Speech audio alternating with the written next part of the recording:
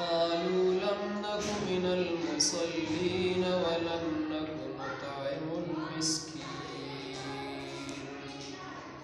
وقال تعالى في شان حبيبه إن الله وملائكته يصلون على النبي يا أيها الذين آمنوا صلوا عليه وسلموا تسليما. اللهم صل على محمد وعلى آل محمد كما صليت على إبراهيم وعلى آل إبراهيم إنك حميد مجيد. اللهم بارك على محمد وعلى آل محمد كما باركت على إبراهيم وعلى آل إبراهيم إنك حميد مجيد. مولاي صل وسلم دائما أبدا على حبيبك خير الخلق كلهم. هو الحبيب الذي ترجى شفاعته لكل حول من الأحوال مقتحمين.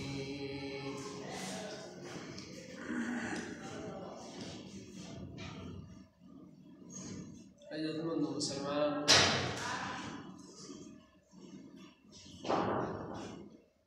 زموږ او ستاسو په دې کلي او محله کې نن د رحمتونو سلسله ده او د الله جل جلاله له طرفه رحمتونه راوریږي، چونکې انتهایی یو نورانی او د فرشتو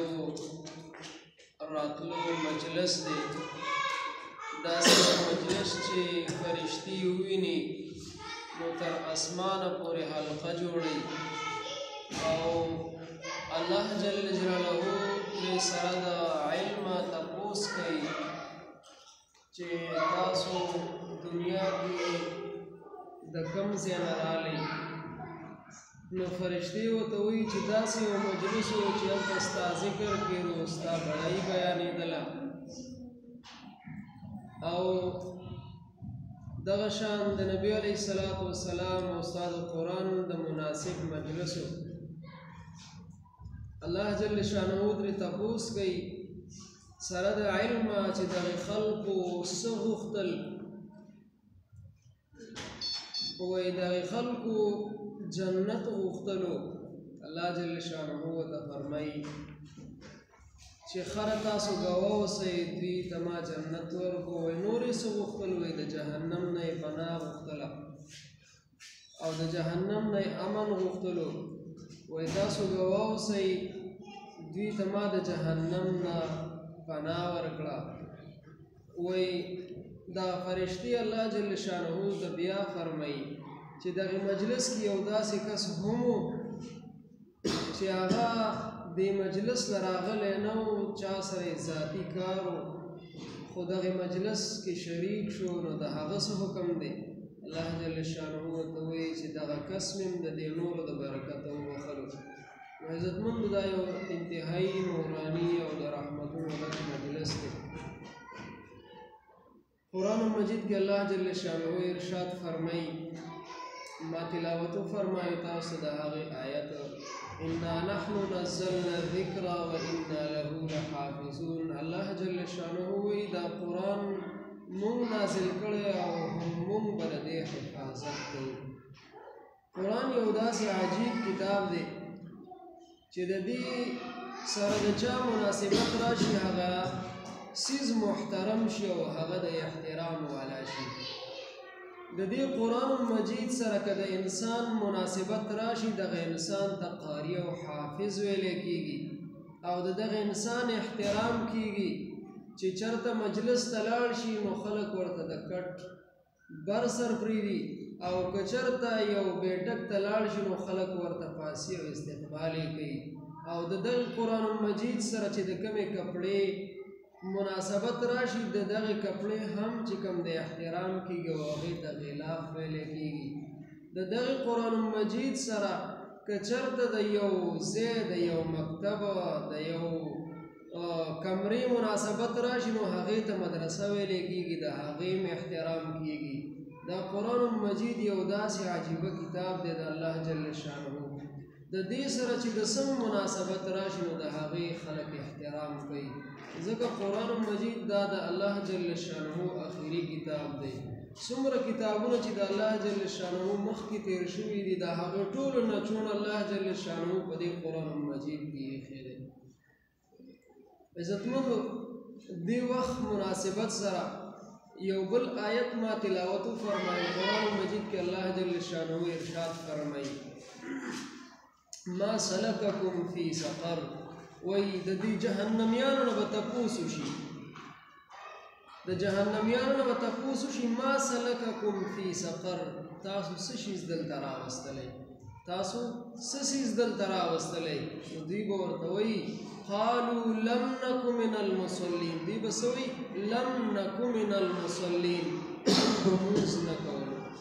لم نک من المصلین وایي مونږ به مونځ نه کولو جهنميانو به تپوس شي قالوا ما سلککم فی سقر تاسو څه شیز دی سقر دی جهنم دی دوزخ دی ته راوستلی دوی به ورته وایي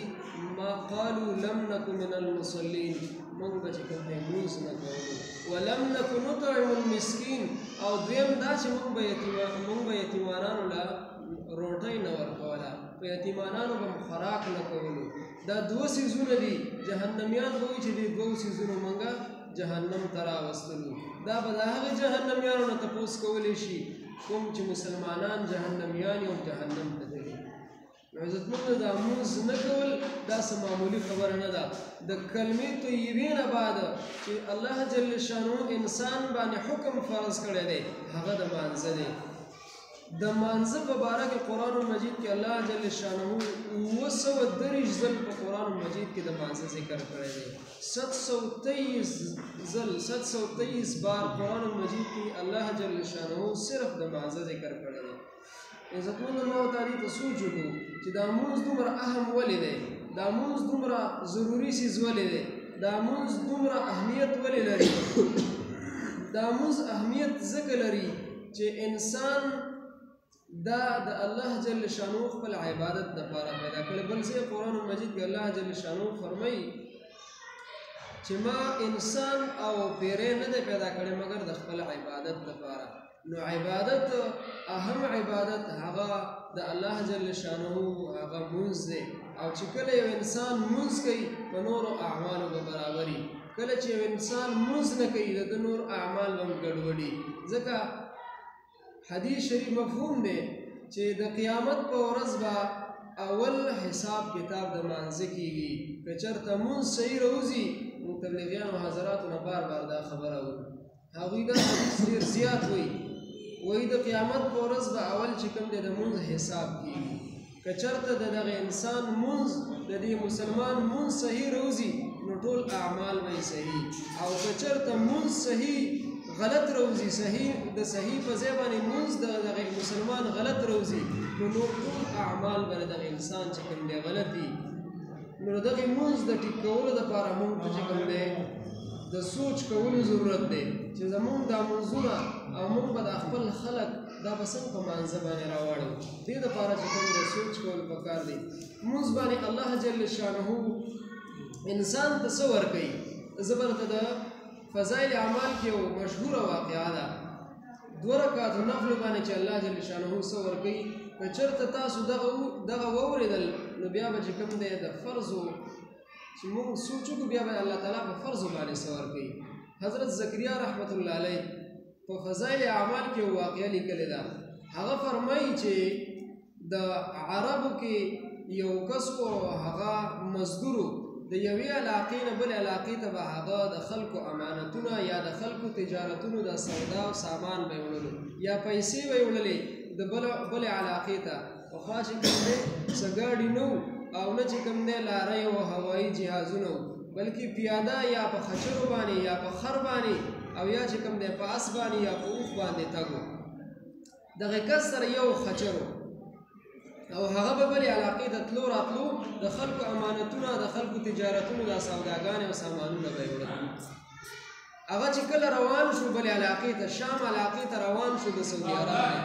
سعودي عرب ته چې کله د شام علاقې ته روان شو نو په لاره کې دله یو کس ورغی په لاره کې یو کس ورغی چونکې دا مزدور او روان د خو صرف د پیسو دپاره د یو 2 روپو مزدورۍ دپاره روان و چې په دې کې به زما څه مزدوري وځي نو دې د وجې نه در سره چې کوم کس میلاو شو نو هغه ورته وویل چې ته د دې خچر نه راکوشه او زه به دې خچر ته وخېږم او تاله به چې کوم دی د هغې 2 روپۍ یا 1 روپۍ کریم درکړمه. کوم کس چې مزدور هغه سره خچر و هغه د خچر نه راکوش او دا بل کس چې په لاره کې ورسره کوم لاروی میلاو شو هغه ورته وویل چې زه به درله پیسې هم درکړم او زه به تا سره لاړ شم او په دې خچر به زه کښېنم ته ما سره پیاده راځه. دا ورته ویلې صحیح ده دا خو نور هم ښه ده زما به چې کوم دی 2 ګټې وشي دا چې کوم د مزدورانو کوم سامانونه تاجرانو دي د هغې پیسې به ماته میلاو شي او ستا چې کومه مزدوري او کرایي د هغه به م راته میلاو شي. نو دا روان دی په لاره باندې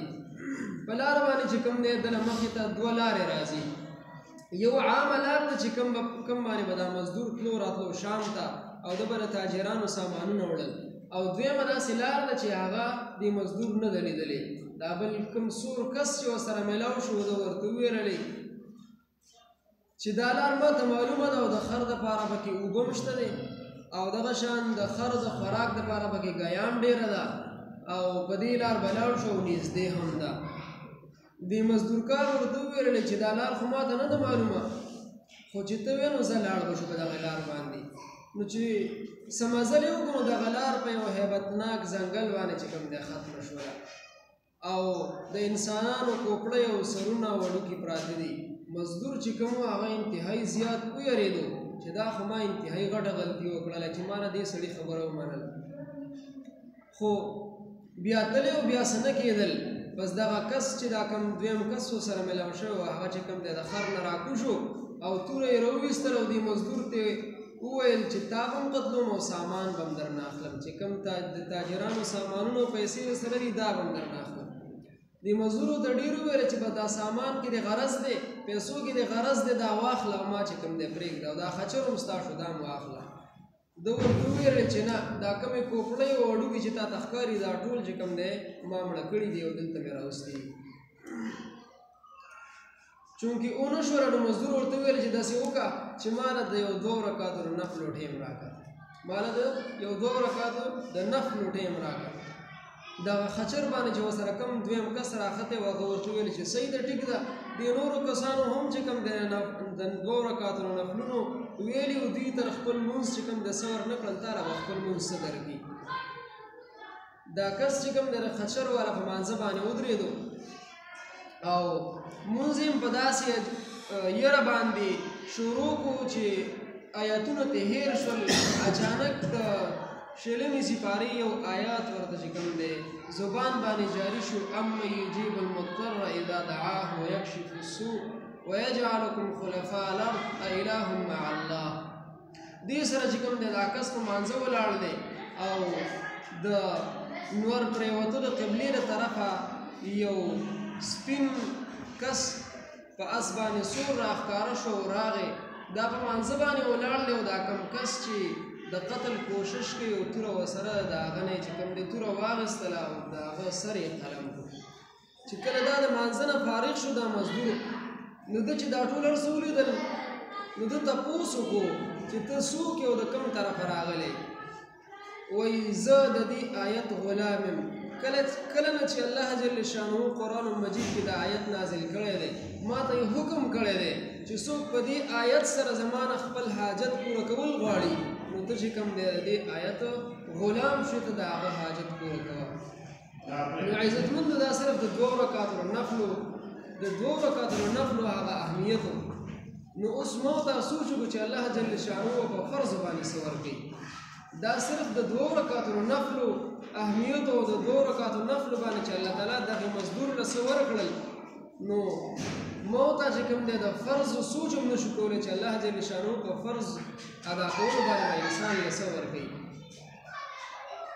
پنځلس قسمه عذابونه د فرضو په سستۍ باندې کوم یو انسان چې فرضو کې سستی کوي فرض کوي خو سستی بګي کوي هغه خلکو لپاره الله جل شانه 15 قسمه عذاب ښودلی دی په دنیا کې او دغه شان په قبر کې او دغه شان په آخرت کې او کوم خلک چې مونځ کوي پابندۍ سره 15 مونځونه کوي الله جل نبی علیه الصلاۃ والسلام فرمایي چې دغه انسان لپاره الله جل شانه 15 انعام ورکوي دنیا کې به دغه انسان رزق فراخي مون خلق پر رزق فراخېدو پر رزق ګټلو په څومره منډې وي سحر نه ماښام پورې لګیای مونځونه مو تفریخي او په خپلو منډو تورلو کې مو د رزق فراخي چې کوم دی لیدلي او دکان ورته نه قضا کوو او دغه شان چې کوم دی خپل کارونه ورته نه پرېږدو خو چې مونځ خیر دی قضا شي خو که دکان او دکانداري او کارونه مو قضا شو نو دا به چې کوم دی زموږ د دنیا د تاوان سبب وګرځي نو د دنیا دا تاوان دا معمولی دی خو د آخرت تاوان ډیر زیات لوی دی د دنیا دا 2 ورځې ژوندون چې مو ته د خپل آخرت لپاره خراب نه کو ځکه د آخرت ژوندون چې کوم دی حدیث شریف کې راځي که دنیا د اوري د دانو نه ډکه شي او یو مارغه زر کاله بعد راځي او دغه د اوري د دانو نه د شړشم د دانو نه یو دانه اوچتوي خو د دنیا کې چې دا کم اوري یا د شړشم د دانې پرتی دی وای دا به ختم شو د قیامت زندگی به ختم نشي عزتمند موت د هغه همیشه ژوند لپاره سوچ وکړو د همیشه ژوند لپاره سوچ وکړو دا 2 ورځې ژوند چې کوم دی دا معمولی دی او دا چې کوم دی د لوبو ټوپو دی قرآن مجید کې الله جل شانه فرمایي زين للناس حب الشهوات من النساء والبنين والقناطير المقنطرة الله جل شانه سوي زين للناس خسته کړه شوی د دې خلکو ته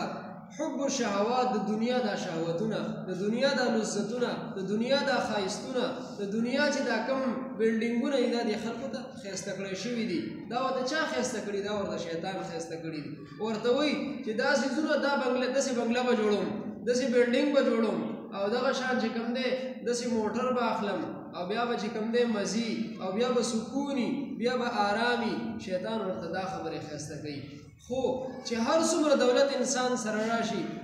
نه په دنیا کې سکون شته او نه په دنیا کې آرام شته او نه په دنیا کې راحت شته دی راحت به چرته چې کله دنیا کې اعمال وکړل نو په آخرت کې او په قبر کې به درته راحت میلاو شي او کنه دنیا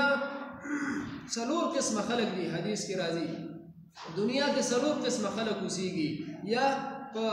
جهان کې 4 قسم خلق دي یو هغه خلق دي چې دنیا به لنډه تنګي او آخرت به لنډ تنګي او دویم هغه خلق دي چې دنیا به فراخي آخرت به لنډ تنګي او دریم هغه خلق دي چې دنیا به لنډه تنګي او آخرت به خي دا خلق هم خدي دنیا به لنډه تنګي آخرت به خي او سلورم هغه خلق دي چې دنیا به خي او آخرت به خي الله جل شانه دې موږ په دې سلورم نمبر کې حساب کی چې دنیا هم خشي او